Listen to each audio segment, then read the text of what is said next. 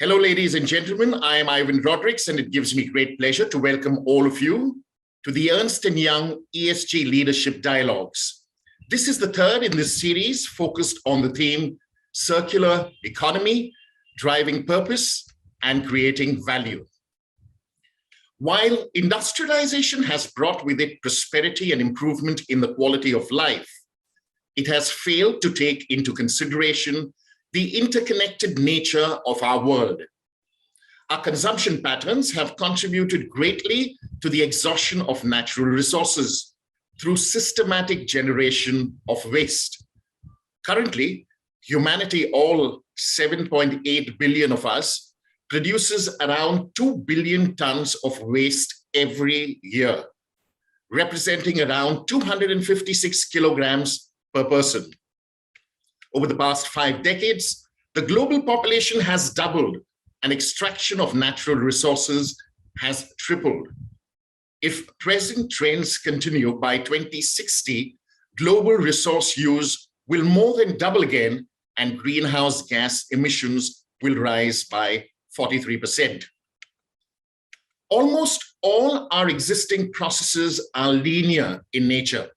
They take in resources and change their form by concentrating, altering, and synthesizing them into products, which at the end of their intended use cannot be reused or recycled. Often, it is cheaper and easier to replace an article than to get it repaired. This pattern is furthered by product designers who design products, such as electronics, for example, with a built-in obsolescence. These products eventually either end up in a landfill as technical waste, or they get recycled with similar products, resulting in a downcycling of precious metals and other resources. Alternately, they are incinerated or released in a water body, leading to air and water contamination.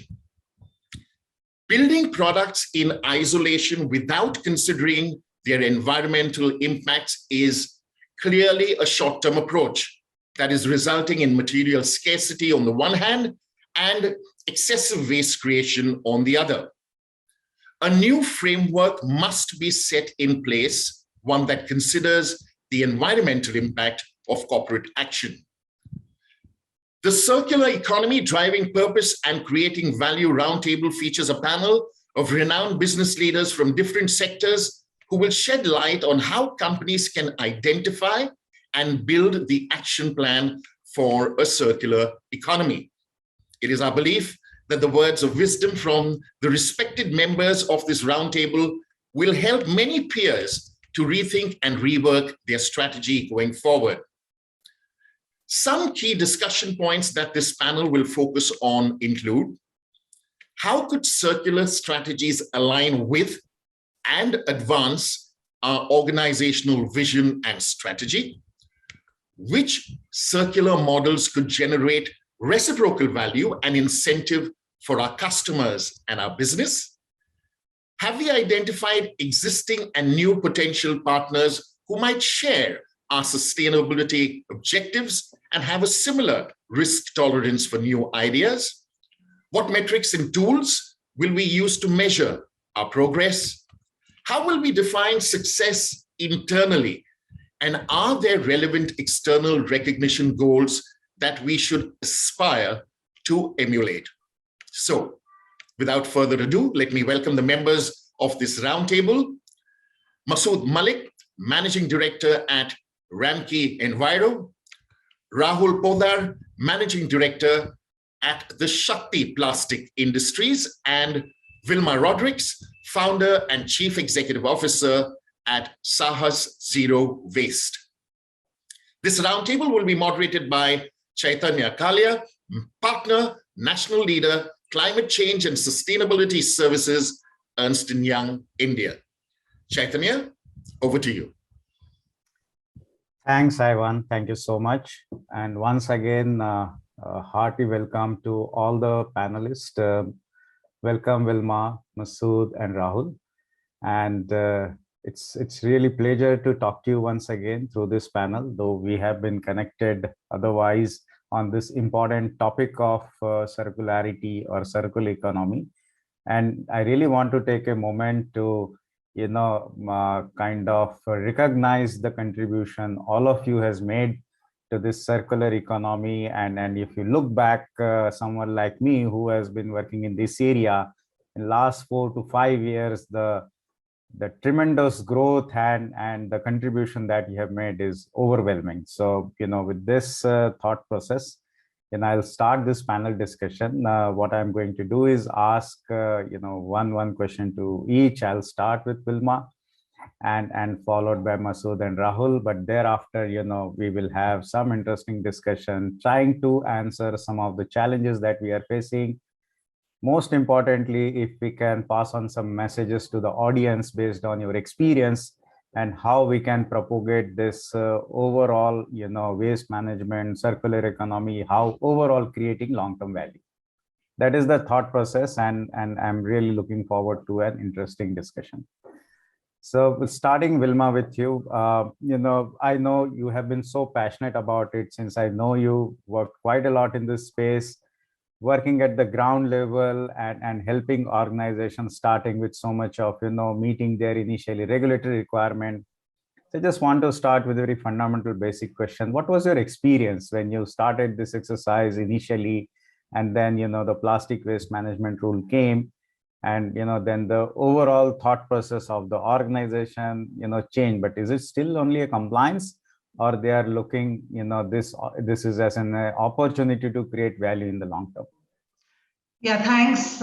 Good to be here and in this discussion. So, it's been a long journey of almost 20 years since I started work first with a not-for-profit, Sahas NGO, and then moving it, and we've transitioned now to Sahas Zero Waste, which is a private limited. So it's been a long journey, and the reasons, why I stepped into this space was because waste was never looked at as a process where you really need to have systems in place. You had regulations, and that was way back in 2001 when we had the first set of rules which came in. But you had on the ground the situation really, not actually aligning with the rules. So today, when you look at where we are today, the difference is that the compliance systems are becoming more important. They are being tracked, they are being taken more seriously. But at the ground level, we still have gaps in terms of the understanding of what the legislation says. So today, when your legislation talks of, in the plastic waste management rules, it talks about reduce, it talks about reuse, it talks about circularity in terms of closed loop recycling, so that we will use less virgin materials, because that is the first building block of a circular economy, to actually build natural capital. And that is the value that we should be seeing. So today we still have big gaps, and we still look to leadership from industry, leadership from the government, so that there is a more serious conversion of intent to deeds, to action and results. So I would not even say the glass is half full. I would say currently we really have a long way to go if we have to change what we want on the ground in terms of waste management and resource recovery. I'm sorry, I'm beginning on a slightly, not a very positive note, but the realities, yeah. And I agree with you. It's still, I do believe it's a long way to go.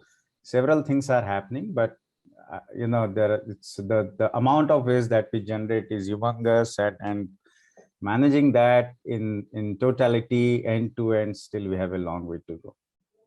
So I'll come to you, Masood, now, and you have so much of experience, first as a consultant, now you're running a company which is put this as a very, very forefront of the business.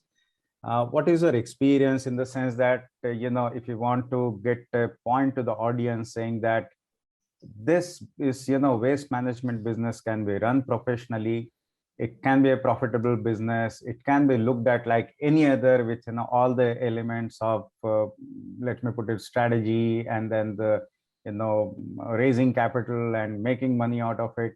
So what's your view on that? I think so. Firstly, thank you for having me here and for putting together this great panel. Always a pleasure to be a part of a panel with Vilma and Rahul. And I think the fact that three of us are working in our own niches, but collectively represent the scale of the opportunity, which is what I'm about to talk about. So I will take the opportunity lens, as you've sort of cued me in that direction. And the first is, I'll acknowledge what Vilma said. We are not even scratching the surface. Doesn't matter whether there are lots and lots of noise around, circular economy and resource recovery, and so much being talked about in terms of, this is what is happening to plastics, and this is what's happening to energy recovery, this is what's happening to e-waste and precious metals and all of that. The hard fact of the is that most of the waste today is still going to the landfills, and a very significant proportion of that is not even processed, let alone recycled or upcycled or recovered. Depending on which statistic you believe, 1 in 3 tons of waste is not being managed today. It is just being dumped. If you go by other estimates, international studies, etc., they're saying it's 2 in 3 tons. That means most of the waste today is not even being managed in any way or form. It's just being dumped. Anyway, whichever way you look at it, the scale of the problem is the scale of the opportunity, Chaitanya. And that is why I think there are now business models that are available for entrepreneurs to get into it. There is now the emergence of, at one end, a lot of grassroots, decentralized transformation happening, which is truly sustainable, and it's truly beautiful because it is self-sustaining in so many ways. And Vilma's at the forefront of all those experiments and learnings. There is real work on the technology side and from what we call waste to resource cycle that Rahul and his company, for example, on the plastic side, are managing to deliver, and they're making it sustainable, and they're scaling it at meaningful levels. And I'm here representing a private equity funded waste management business that is India's first unicorn in the waste management circular economy space. So there is now, is given the scale of the challenge, the scale of the waste, the sheer pressure on resources, and the enabling policies that are around this issue, I think there are enough business models and opportunities. And it is not just circularity, just does not mean recycling. I think if you look at circularity, I think the message that I have for the audience in response to your question is that there is opportunity in introducing renewable energy and energy recovery related businesses.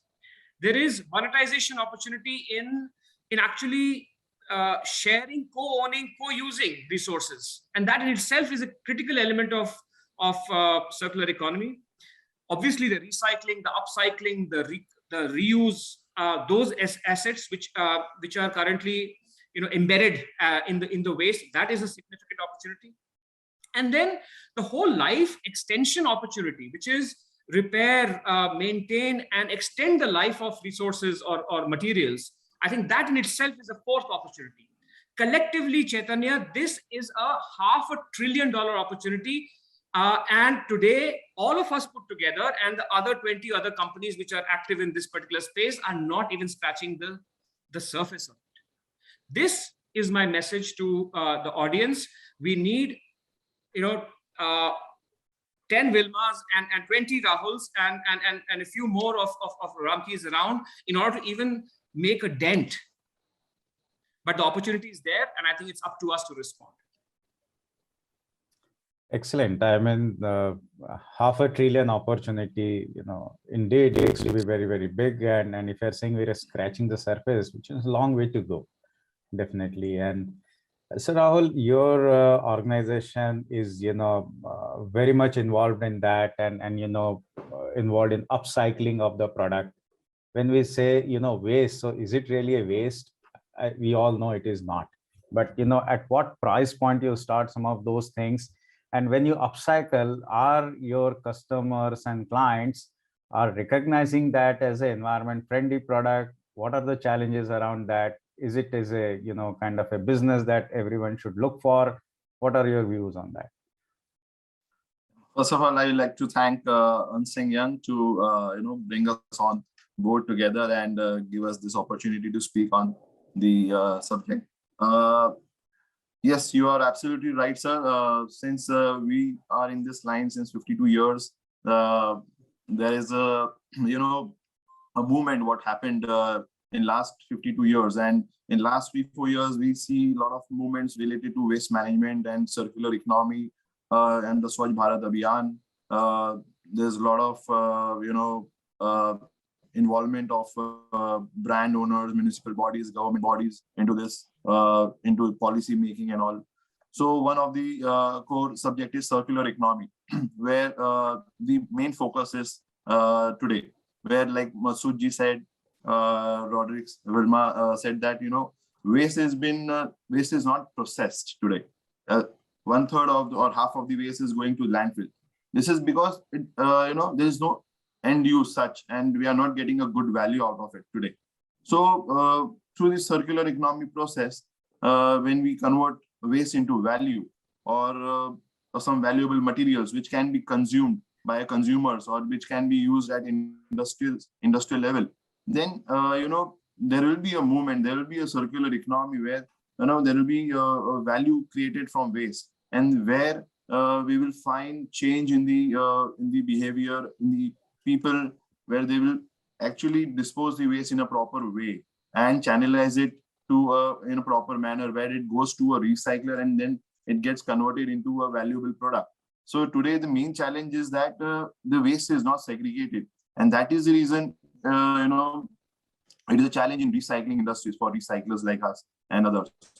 So once waste has been recycled, of course it will we can at least create some valuable product, and this will be acceptable by people, as gradually there are a lot of people in our community who are focusing on sustainable products, environment friendly products, eco-friendly products. Of course, as of today, there are a lot of challenges. The cost structure is the cost is much higher than its alternate materials. So but gradually with time we see that there will be a change. There will be technologies available where the cost factor will play a very important role, and the technology for converting waste into value will also be available in the country, and this is where products from waste will be promoted by industries as well as government bodies. Yeah, absolutely. So let me have a follow-up quick question, saying that when the raw material which you are getting from, let's say, segregated waste, I know there could be enormous cost in segregation as well, and then it is upcycled. And when I work with a lot of companies, they are open for it. They say, yeah, we would integrate in our product, in our production process, recycled material, with a view that it will be little cost effective. Recycling good for environment plus cost effective. These two tick boxes are sufficient enough. Is the thought process right? Is it possible to make it happen, or because of the cost of segregation, etc., is so huge that probably the recycled material is not going to compete with virgin? What is your view on that? Of course, no. Recycled materials will be we will be able to compete with virgin. The cost will reduce definitely. Today, of course, it's been sold at 15-20% higher than the virgin prices. But gradually with time, I'm sure that with the technologies availability, with proper disposal happening, segregation happening in few years, coming years, the cost will decrease.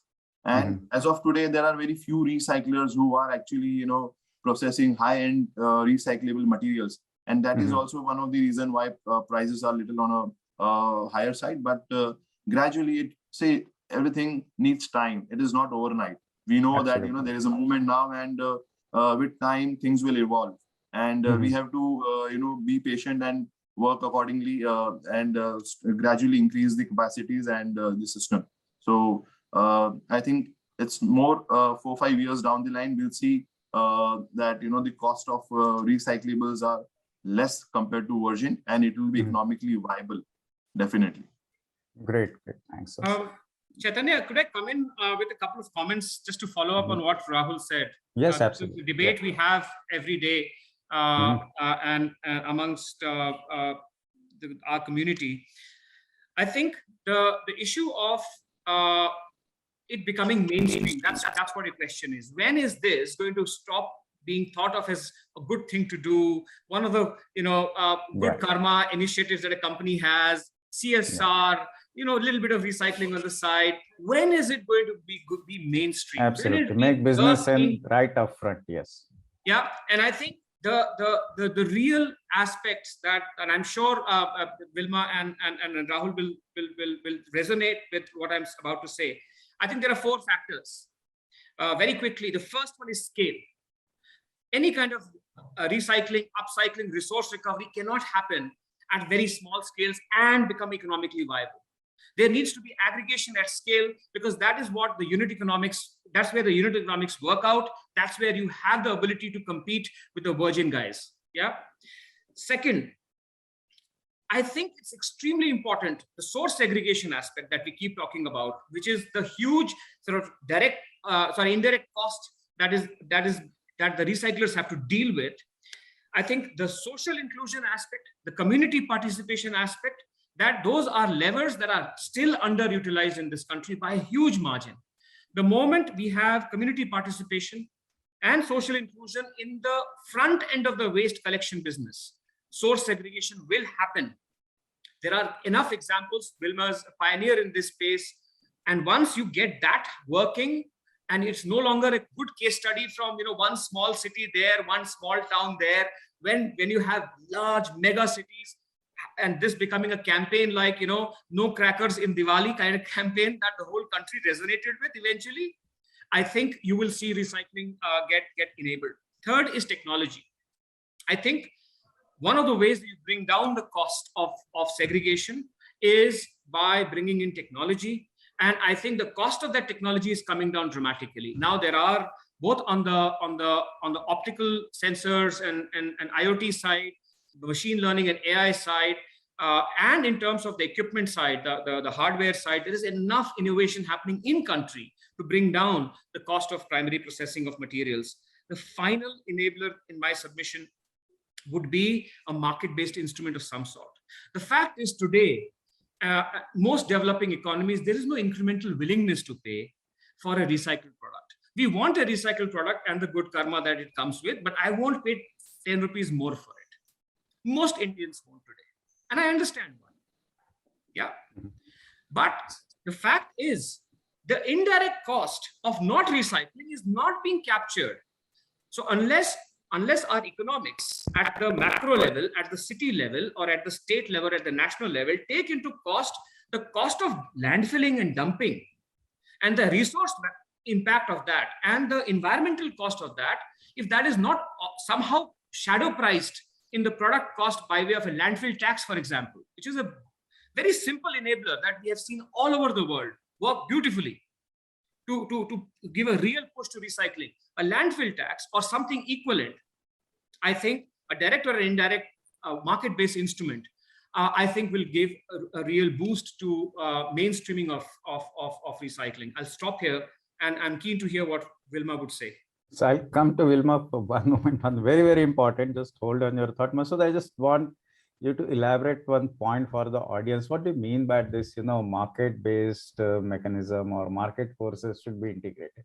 What is that actually? Yeah. So I think there are two ways, or three possible ways, the viability of any business model gets enabled, especially where there's a viability gap. The government does something, yeah. The company does something, which means the company pays, the government pays for it, the company pays for it, or the consumer pays for it. Yeah. The consumer, eventually everything comes back to the consumer. Whether the government pays for it, it's a tax that eventually the citizens pay for.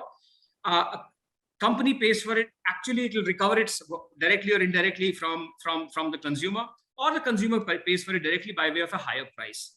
A market-based instrument is either, for example, a landfill tax, which says if you dump your waste without recycling X%, or if then there is a tax for it.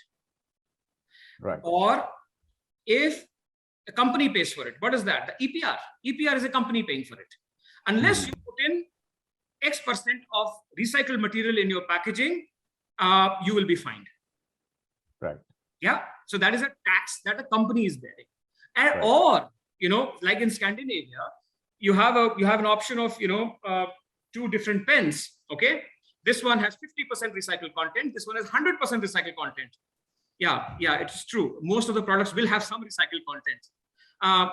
And this will cost more. The 100% recycled content will cost more for the same features, and the public will willingly pay for it. Yeah, and in many economies, not necessarily, it's not a developed versus undeveloped, but many economies, there is a willingness to pay. Social consciousness is like that. And socio-economic realities are. Yeah. In a country like India, we probably need a combination of number one and number two. The government doing something by way of shadow taxes or indirect taxes, and the companies are bringing in at this mainstream by way of EPR strategies. That's what I meant by market-based instruments. Great. Thanks, Masood, for clarifying this. So, Ilma, this is, the question, and there is a question on the chat box as well, that how, simply put, you have done excellent work. So what is the secret sauce? Number one. But what I'm trying to understand is it so difficult for everyone to, emulate that in terms of getting into the grassroots level, collecting it? Why this change management is not happening? If it has to happen, what we need to do? Yeah, so it is, we've had a discussion also about price points. Yeah, and what will it take to come into mainstream? Now, if you're talking circular economy, when we talk about pricing, which is different from what it was before, we have to include the fact that today we are building natural capital. So along with industries, and industries will have to take that decision now, that when they are looking at products produced at a scale, produced at a mass level, the design of the products will include the kind of take-back systems that are required, the kind of infrastructure that will have to be put in place, the kind of operational costs that it will entail for these materials to go back to the producer, and thereby he will use less virgin materials in his own manufacturing. Now, in that process, you will have business models today which perhaps are required, but business models which may not be as profitable as it was when you had that linear system. So are we ready to adopt a system like that? If we are saying that natural capital is required and this is what a circular economy means, then are we asking industry and through government regulations to make it mandatory? And then you will have a consumer who perhaps will have to make the effort to consume consciously at a mass level.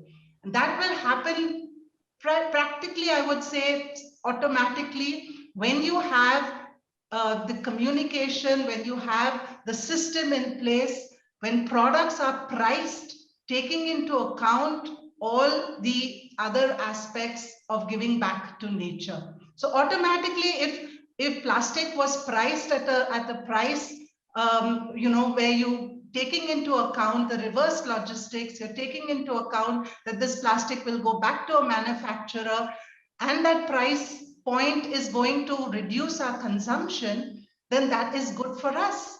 Because ultimately today in a circular economy, we will have to push the supply and manufacturing side to the point where perhaps that will take a dip and our GDPs will accordingly not focus on this kind of an economy, but our recycling economy, our resource recovery economy will therefore then catch up, because we've not done anything on that front. Today, we know that we've been told to consume because plastic can be recycled. And 50 years down the line, we know that that recycling percentage is just about 9% globally. In India also, we say plastic is being recycled. What kinds of plastic are being recycled? PET, the rigid plastics. We know that packaging is the larger part of the plastic component, but is MLP in co-processing? Can we call that circular economy? Can we call that even recycling? So we're falling short on that. Now, we really need to confront this whole aspect of pricing, because finally we are building now two types of capital: human capital in addition to the natural capital, because very often we are missing out on that. Our human capital in terms of livelihood that we have is still lagging very much back, especially in the informal sector that all of us depend on for the supply chain. The battles that we face on the ground, even to pay minimum wages to people working with waste.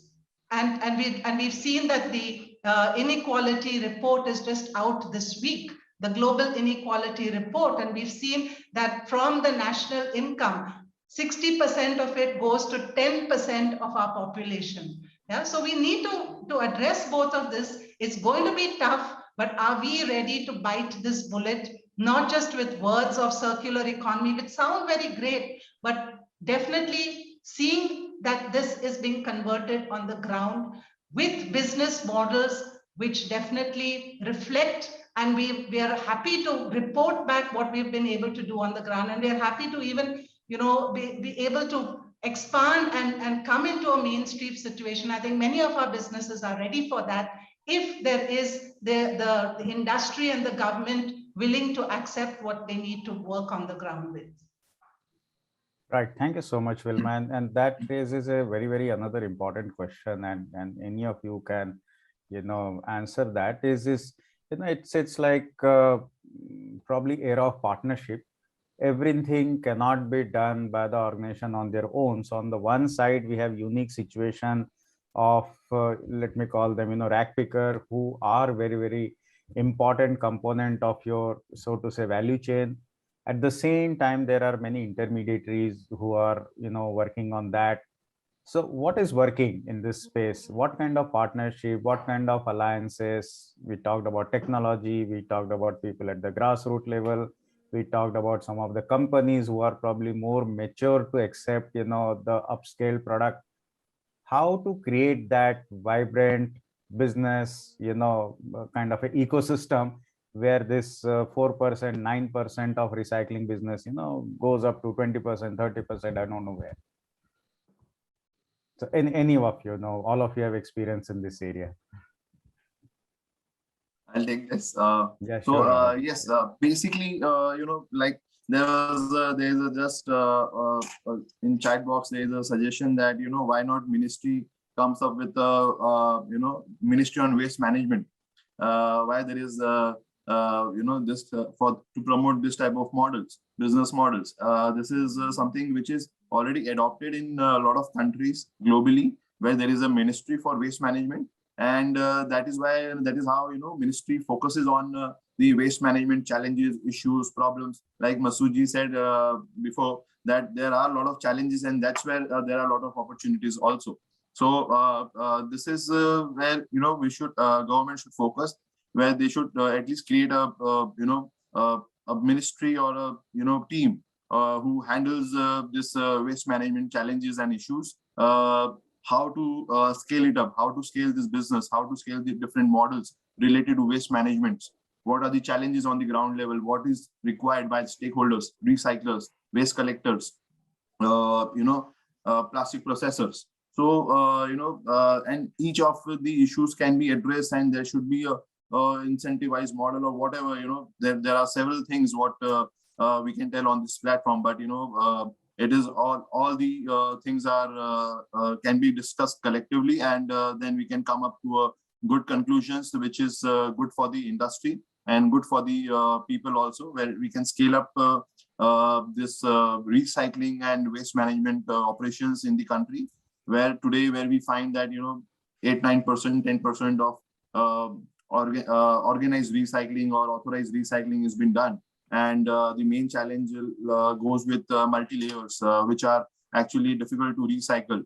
Of course, there are rigid plastics which are being recycled, and it has a good rate of recycling in the country, around 60-65%. But what about other materials which are non-recyclable? Whenever we go to dump yard or landfills, we generally find MLP, sachets, wrappers, and all. There we'll never find PET bottles or HDP bottles because it has a very high recyclable value.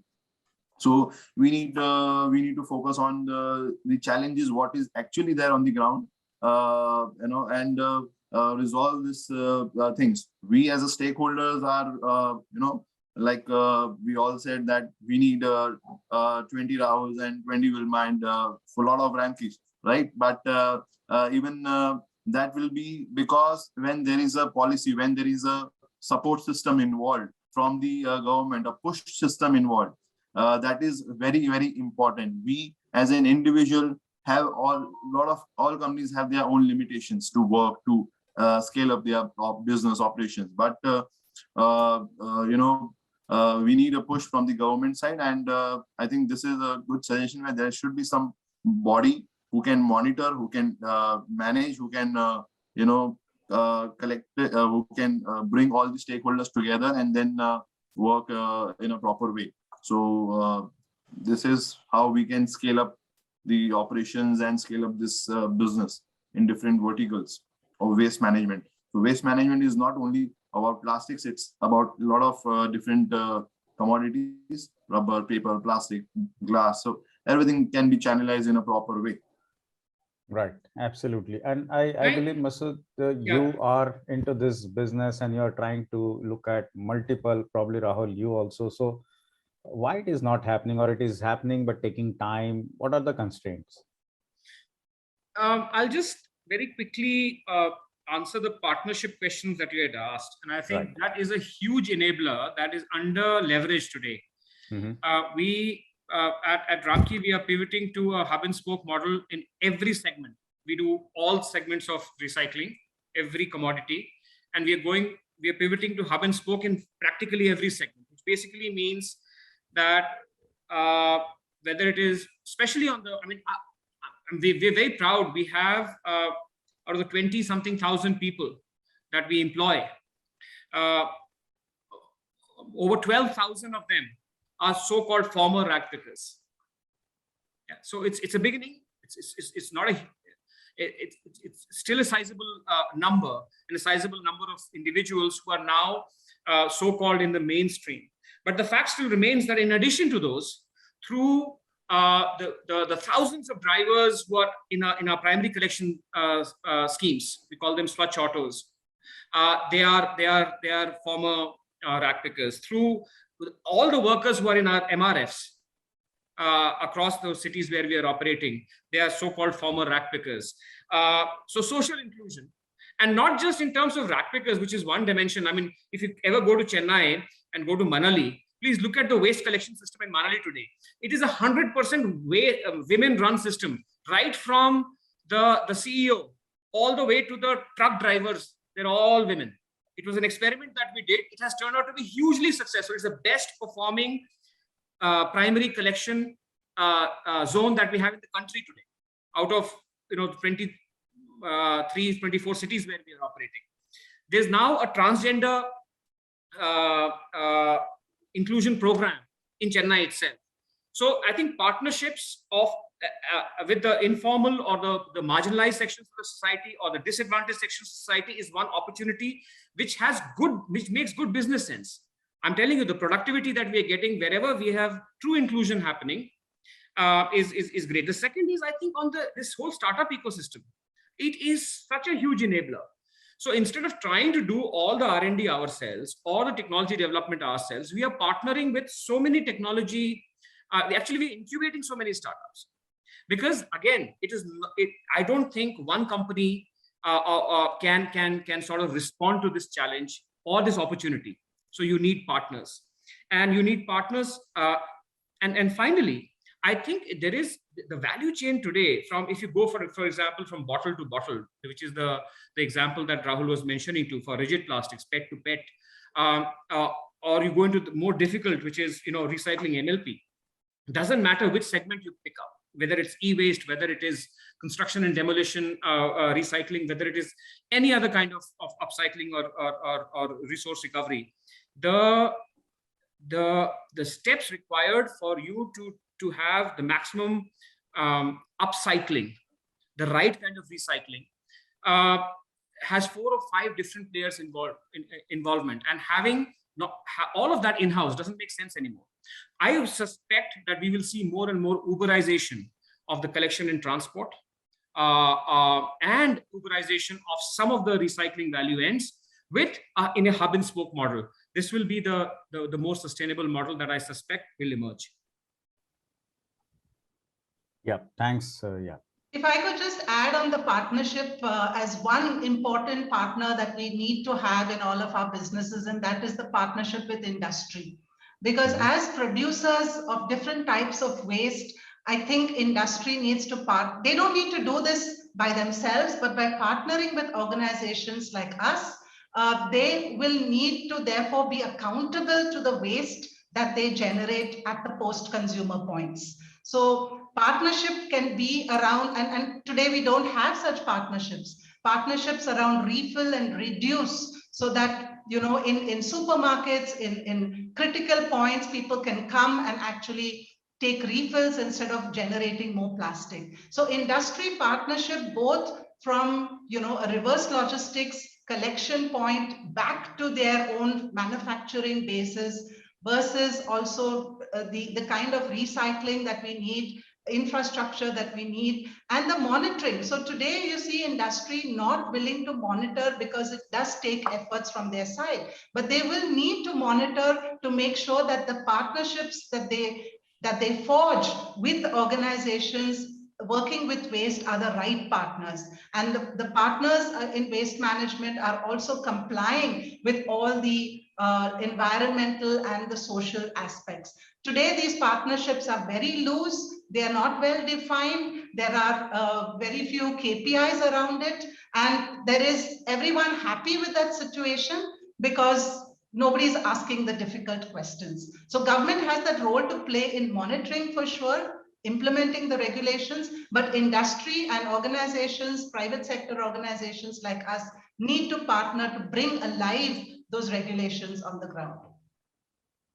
So Wilma, if I want to extend the thoughts on the regulation and policy, of course, one of the bigger push it has happened, and we all know, even to get the plastic waste regulation right, there has been a lot of back and forth, and hue and cry, if I want to use that word, has happened. But what more, in your experience, and again, maybe Rahul and Masood, you want to chip in, what more in terms of regulation? Is that strictness of regulation is required, some redrafting is required, or it's just the implementation issue, or we are just focusing too much on the plastic?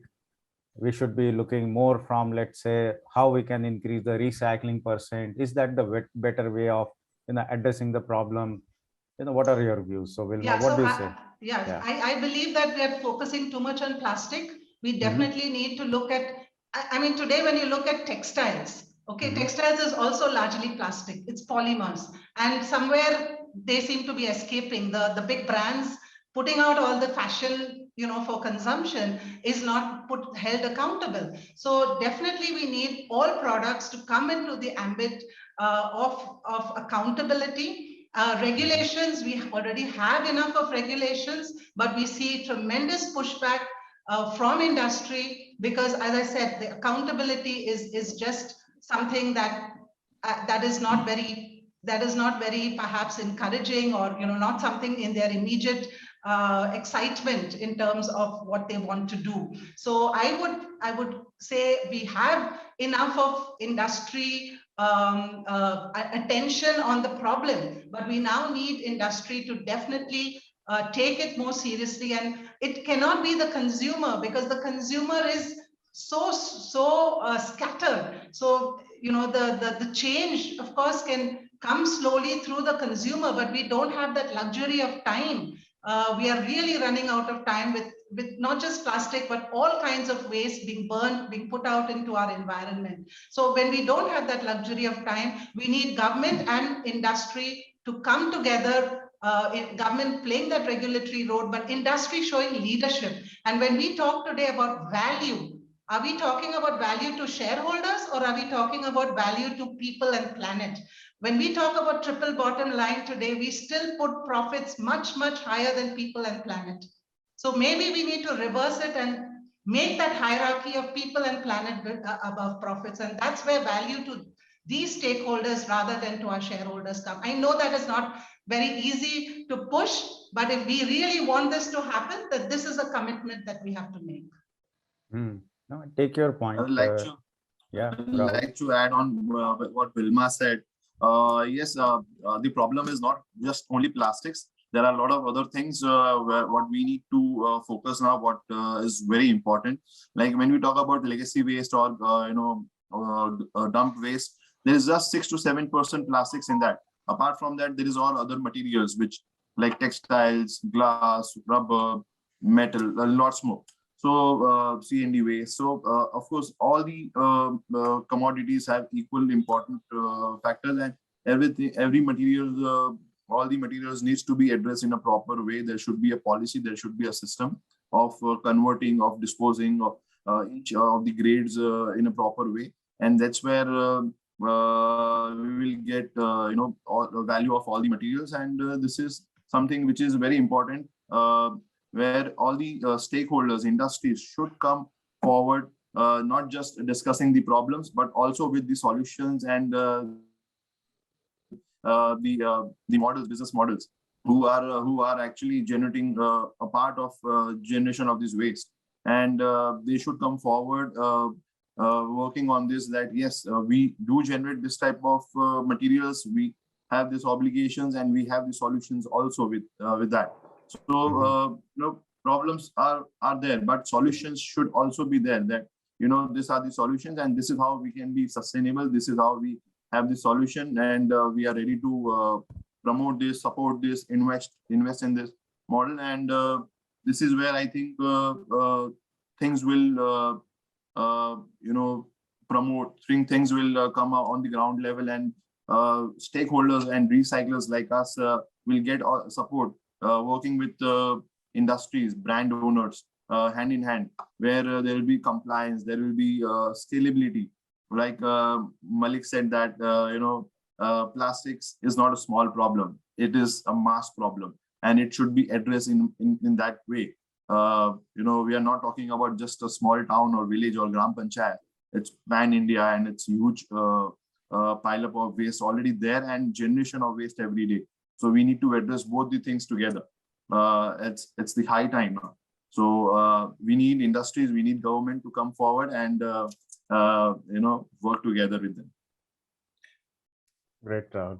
Three quick points, Chaitanya. I think I'll respond to the policy question first. I think the draft National Resource Policy 2019 is a brilliant first step. The fact is that I don't think from a policy standpoint we are far behind anywhere. We're lagging any part of the world truly. The 11 commodities that have been identified as focus areas by NITI Aayog recently, I think are spot on. They include 2 of the forward-looking commodities as well.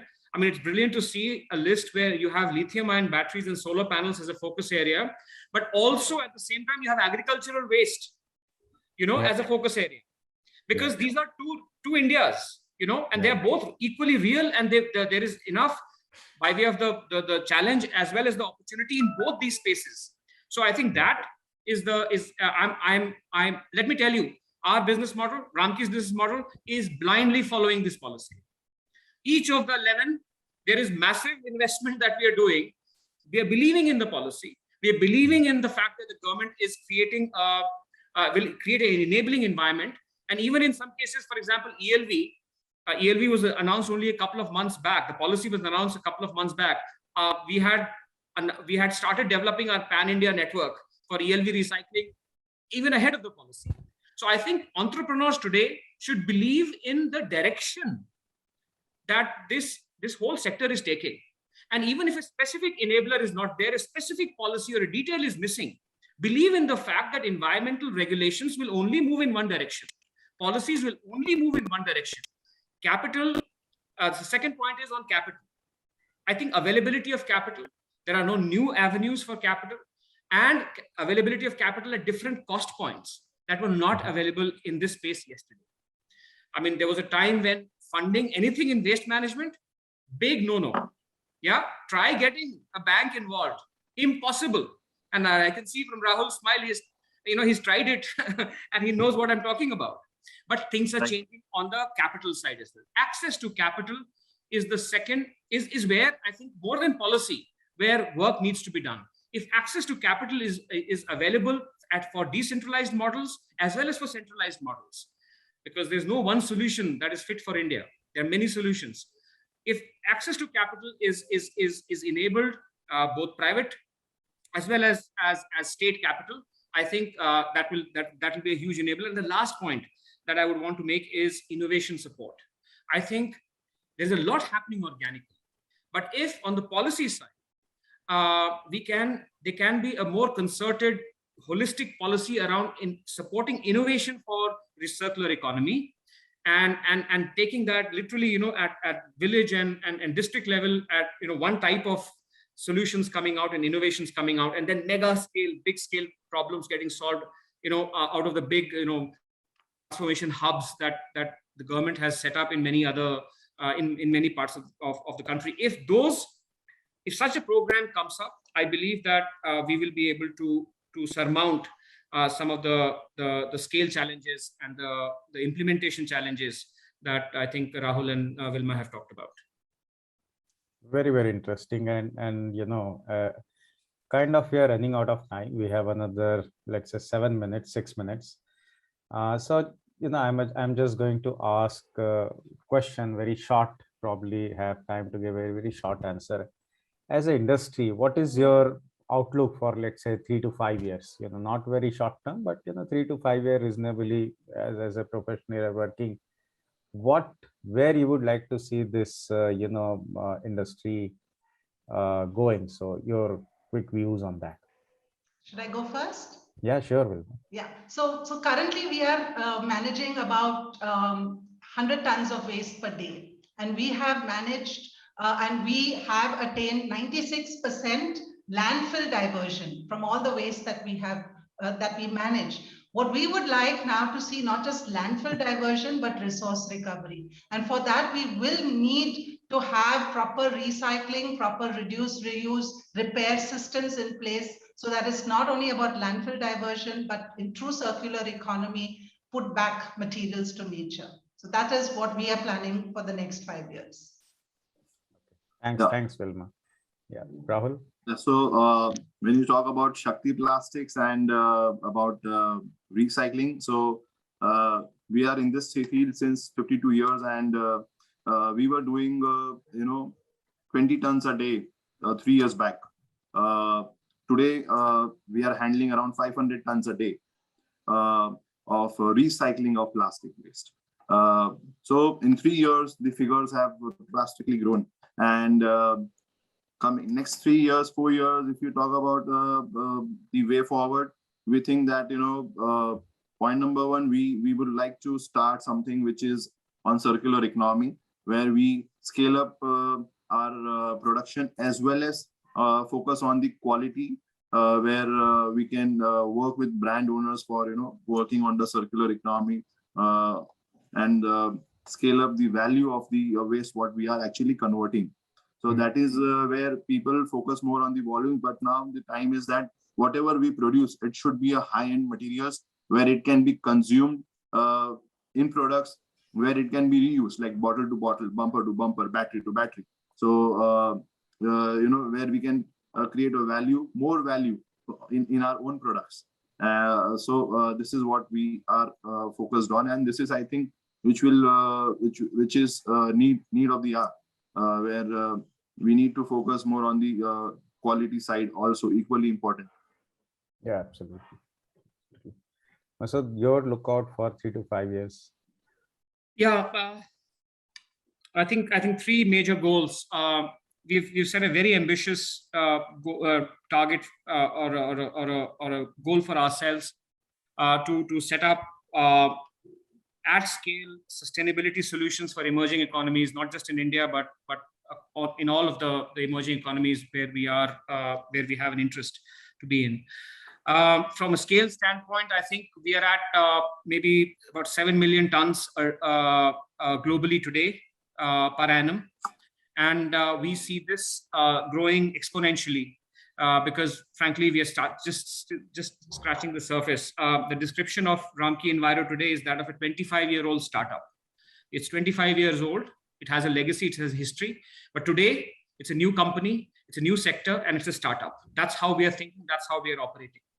The final dimension of change that I see over the next 5 years would be every material that we are collecting today should have competitive demand from multiple recovery loops, which means both from a resource recovery standpoint and from an energy recovery standpoint. I want, even internal in the company, I want a competition for that resource, a vision where there is a demand that literally a bidding or internal pricing for every material that is being collected, so that we are able to push material into higher and higher order of resource recovery. So the focus is to, like Rahul and like Wilma have said, to move away from just volumes. Volume is important because you have to create impact at scale. Otherwise, this impact gets frittered away. But into higher orders of resource recovery, and so that your overall impact in terms of resource footprint, carbon footprint, etc., is that much better. Great, thank you. I think we are almost there for our outtake time. I learned a lot, Masood, Wilma, and Rahul. Your experience is tremendous, and it is really, enjoyed the discussion, and thanks for your candid and open answer. It was a wonderful session. And with this, I'll pass it on to Ivan, to you for your closing remarks. Thanks, everyone, once again. Thanks. Over to you, Ivan. Thank you.